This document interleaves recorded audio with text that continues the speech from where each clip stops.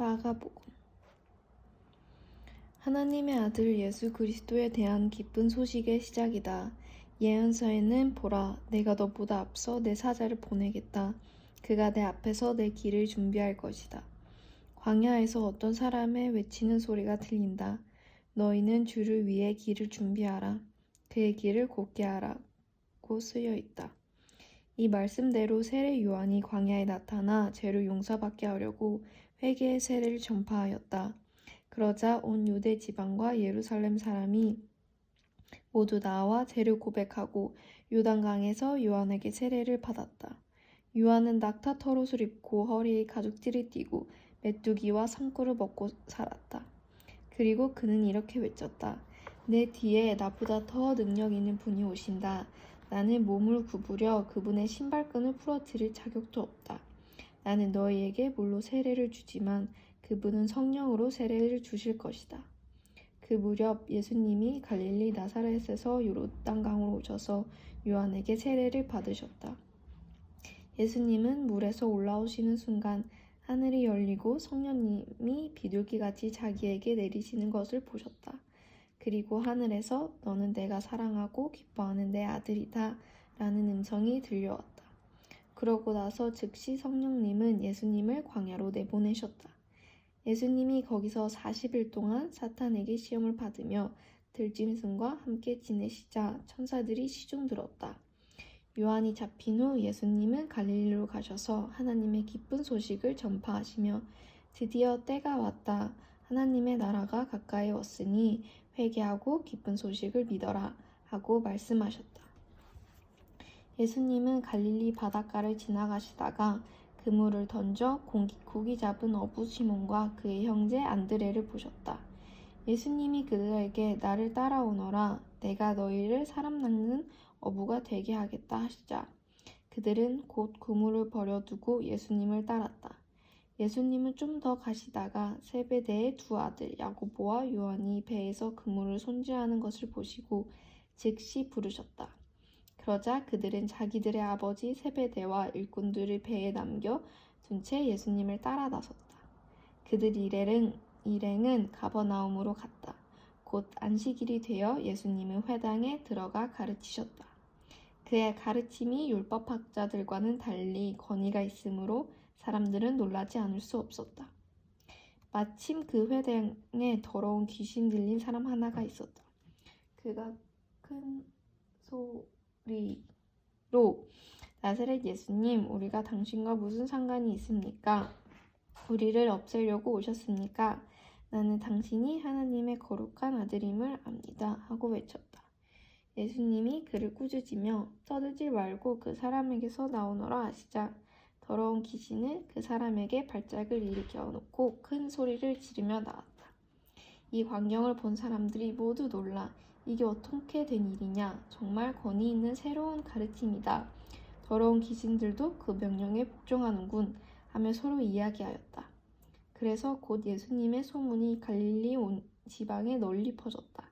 예수님은 회당을 떠나 야고보와 요한을 데리고 시몬과 안드레의 집으로 들어가셨다. 이때 시몬의 장모가 열병으로 누워 있었다. 사람들이 이 일을 예수님께 말씀드리자 예수님은 가셔서 그녀의 손을 잡아 일으키셨다. 그러자 즉시 열병이 떠나고 시몬의 장모는 예수님의 일행에게 시중을 들었다. 날이 저물었을 때 사람들이 병들고 귀신 들린 사람들을 모두 예수님께 데려왔다. 그리고 온 마을 사람들도 문 앞에 모여들었다. 그래서 예수님은 갖가지 병으로 고생하는 많은 사람들을 고쳐주시고 귀신들을 쫓아내셨다. 그러나 예수님은 귀신들이 자기를 잘 알기 때문에 귀신들이 말하는 것을 허락하지 않으셨다. 이른 새벽 예수님은 일어나 외딴 곳에 가서 기도하고 계셨다. 예수님을 찾아다니던 시몬과 그 일행은 예수님을 만나자 모든 사람이 주님을 찾고 있습니다 하고 말하였다. 예수님은 그들에게 가까운 이웃 마을에 또 가서 전도하자 나는 이 일을 하려고 왔다 하시고 온 갈릴리를 다니시며 회당에서 전도하고 귀신들을 쫓아내셨다. 한 문둥병자가 예수님께 와서 무릎을 꿇고 주님께서 원하시면 저를 깨끗이 고치실 수 있습니다 하였다. 예수님이 불쌍히 여겨 그에게 손을 대시며 내가 원한다 깨끗이 나아라 하고 말씀하시자 즉시 그의 뭉뚱병이 나았다.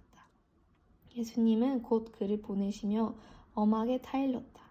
너는 아무에게도 이 일을 말하지 말고 제사장에게 가서 내 몸을 보이고 모세가 명령한 예물을 드려 네가 깨끗해진 것을 사람들에게 증거하여라. 그러나 그는 나가서 이 일을 마구 퍼뜨렸다. 그래서 예수님은 더 이상 드러나게 마을로 들어가실 수가 없어서 외딴 곳에 계셨다. 그러나 사람들은 계속 여기저기서 모여들었다. 2장. 며칠 후 예수님은 다시 가버나움으로 돌아오셨다. 예수님이 집에 계시다는 소문이 퍼지자 많은 사람들이 모여들어 문 앞까지 꽉 차서 발 들여놓을 틈도 없었고 예수님은 그들에게 하나님의 말씀을 전하고 계셨다. 이때 4사람이 한 중풍병자를 메고 예수님께 왔다. 그러나 사람들이 너무 많아 그를 예수님께 데려갈 수가 없어서 그분이 계신 곳에 지붕을 뜯어 병자가 누워있는 들것을 달아내렸다. 예수님은 그들의 믿음을 보시고 중풍병자에게 얘야 너는 죄는 용서받았다 하고 말씀하셨다. 그러자 거기 앉아있던 몇몇 율법학자들은 속으로 이 사람이 어째서 이런 말 하는가? 하나님을 모독하는 말이다. 하나님 한 분 외에 누가 죄를 용서할 수 있단 말인가? 하고 생각하셨다. 예수님은 즉시 그들의 생각을 아시고 왜 그런 생각을 하느냐? 중풍병자에게 내 죄는 용서받았다 하는 말과 일어나 내 친구를 들고 걸어가라 하는 말 중에 어떤 것이 더 쉽겠느냐? 땅에서 죄를 용서하는 특권이 내게 있다는 것을 보여주겠다 하시고 중풍병자에게 내가 너에게 말한다. 일어나 친구를 가지고 집으로 돌아가거라 하고 말씀하셨다. 그러자 그는 곧 일어나 모든 사람들이 지켜보는 앞에서 친구를 걷어가지고 걸어나갔다. 사람들은 이것을 보고 모두 놀라 이런 일을 처음 보았다 하면서 하나님을 찬양하였다. 예수님이 다시 바닷가로 나가시자 많은 군중이 뒤따라와서 예수님은 그들을 가르치셨다. 그런 다음 길을 가시다가 알페오의 아들 레위가 세간에 있는 것을 보시고 나를 따라오너라 하시자 그가 일어나 예수님을 따랐다. 예수님은 레위의 초대를 받고 그의 집에 가서 식사를 하시게 되었다. 예수님을 따르는 많은 세무원들과 죄인들도 자리를 같이 하였다. 이것을 본 바리새파의 율법학자들이 예수님의 제자들에게 어째서 당신들의 선생은 세무원이나 죄인들과 함께 식사하시오 하고 물었다. 예수님은 그 말을 들으시고 이렇게 말씀하셨다. 건강한 사람에게는 의사가 필요 없고 병든 사람에게만 의사가 필요하다. 나는 의로운 사람을 부르러 온 것이 아니라 죄인을 부르러 왔다. 요한의 제자들과 바리새파 사람들이 금식하고 있던 어느 날 사람들이 예수님께 와서 요한의 제자들과 바리새파 사람들의 제자들은 금식하는데 선생님의 제자들은 왜 금식하지 않습니까? 하고 물었다. 그래서 예수님이 그들에게 대답하셨다. 신랑의 친구들이 신랑과 함께 있는 동안에 금식할 수 있겠느냐? 그들은 신랑과 함께 있는 한 금식할 수가 없다. 그러나 신랑을 빼앗길 날이 올 것이다. 그때에는 그들이 금식할 것이다. 낡은 옷에 새천 조각을 대고 깁는 사람은 아무도 없다. 그렇게 하면 새로운 기운 것이 낡은 옷을 잡아당겨 더 많이 찢어진다. 또 새 포도주를 낡은 가죽 부대에 넣는 사람도 없다. 그렇게 하면 새 포도주가 부대를 터뜨려 포도주와 부대를 다 버리게 된다. 새 포도주는 새 부대에 넣어야 한다. 어느 안식일에 예수님이 밀밭 사이로 지나가실 때 제자들이 함께 가면서 밀 이삭을 잘라 먹었다. 그러자 바리새파 사람들이 예수님께 보십시오. 저 사람들이 안식일에서는 안 될 짓을 하지 않습니까? 하며 트집을 잡았다. 그래서 예수님은 그들에게 이렇게 대답하셨다. 너희는 다윗이 자기 일행과 함께 먹을 것이 없어 굶주렸을 때 한 일을 읽어보지 못했느냐? 아비아달 대제사장 때에 그가 하나님의 집에 들어가 제사장 외에는 아무도 먹을 수 없는 차림빵을 먹고 자른 일행에게도 주지 않았느냐? 그리고서 예수님은 다시 말씀하셨다. 안식일은 사람을 위해 있는 것이지 사람이 안식일을 위해 있는 것이 아니다. 그러므로 나는 안식일에도 주인이다.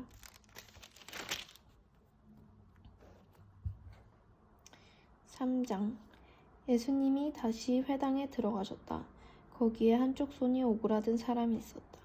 그날의 안식일이었기 때문에 사람들은 예수님이 그 사람을 고치면 고발하려고 지켜보고 있었다.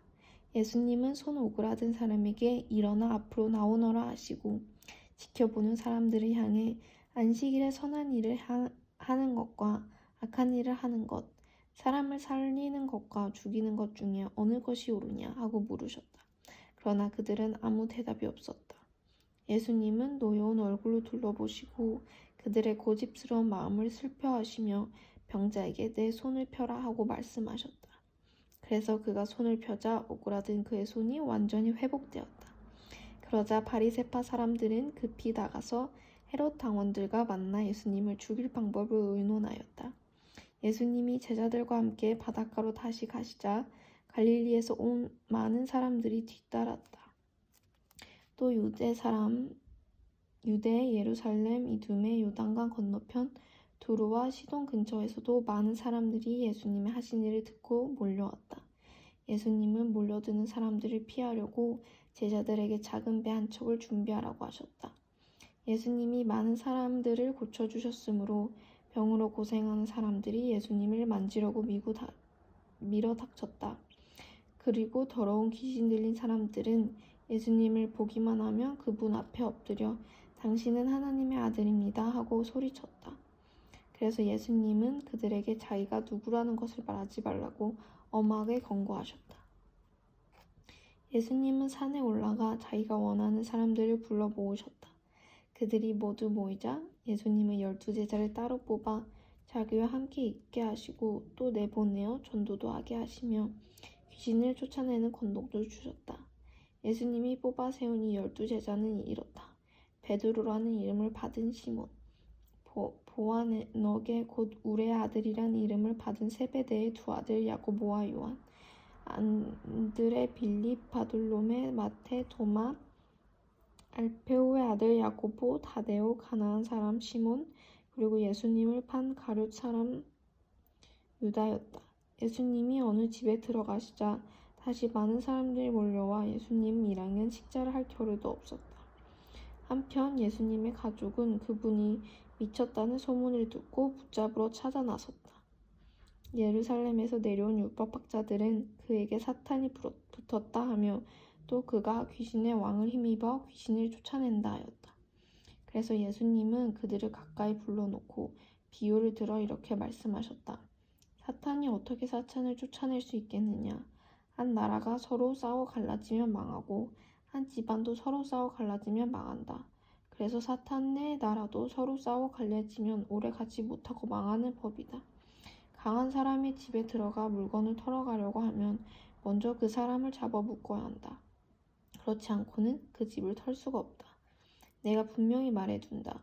사람에게 대한 모든 죄와 모독은 용서받을 수 있으나 성령님을 모독하는 자는 절대로 용서받지 못하고 그 죄는 영원히 남는다. 예수님이 이렇게 말씀하신 것은 사람들이 그에게 더러운 귀신이 붙었다 하고 말했기 때문이다. 이때 예수님의 어머니와 형제들이 밖에 와서 사람을 시켜 예수님을 부르자 둘러앉은 사람들이 예수님께 선생님, 어머니와 형제분들이 밖에서 선생님을 찾고 있습니다 하고 말하였다. 그때 예수님은 그들에게 내 어머니와 형제가 누구냐 하시고 둘러앉은 사람들을 보시며 보아라, 이들이 내 어머니며 내 형제들이다.